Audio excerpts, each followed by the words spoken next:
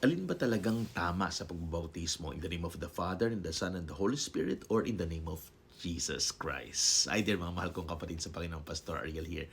Now, pag-usapan po natin yan sa book of Matthew 28:19 and Acts chapter 2 verse 38. Honestly, ang ganda ng tanong po na yan kasi madalas talaga pinagdidebatehan po yan. Pero let's make it simple, clear, and biblical. Unang-una, sabi po ng Panginoong Jesus sa Matthew 28:19, baptize them in the name. And take note, singular yan. Hindi niya sinabi na names. Okay? Meaning, may iisang pangalan na nagre-represent saan? Sa Father, Son, and the Holy Spirit. Now, punta tayo sa book of Acts chapter 2 verse 38. Sabi doon, be baptized in the name of Jesus Christ. So, tanong ngayon, magka-conflict po ba yung dalawa? Did the apostles disobey Jesus Christ? Hindi po, mga mahal kong kapatid. Actually, mas lalo nga nilang sinunod ang Panginoong Hesukristo. And here's the key, mahal kong kapatid. Yung Father, Son, and Holy Spirit, hindi yan proper names. Mga titulo po yan or roles. Parang ganito po yan. Father, role po yan. Son, role din yan. Holy Spirit, role din po yan. Pero ang tanong ngayon, ano po yung pangalan? Ano yung name? John chapter 5 verse 43 tells us, sabi po ng Panginoong Jesus, I came in my Father's name. Philippians chapter 2 verse 9 to 10 tells us, God gave him the name above every name. At anong name po yun, mahal kong kapatid? Jesus. At hindi lang po yan, mahal kong kapatid, pati ang Holy Spirit. Sinabi po ng Panginoong Jesus sa John chapter 14 verse 26, the Holy Spirit will be sent in my name.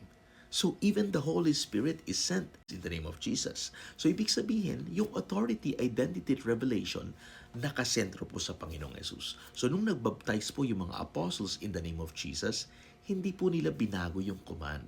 In-apply po nila yung tunay na meaning.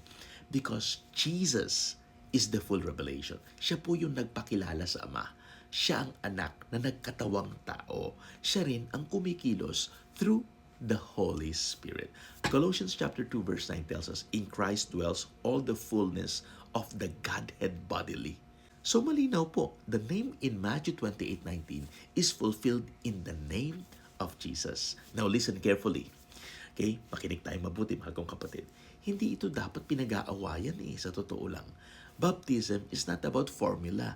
It is about faith.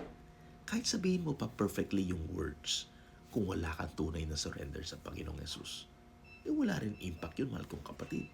Okay? At kahit simple lang yung understanding mo, pero genuine naman yung faith mo sa Panginoon, yun ang napakahalaga. So the real question is not, tama ba yung formula ng pagbabautismo? No. The real question is, kilala mo ba ang Panginoong Hesukristo sa buhay mo talaga?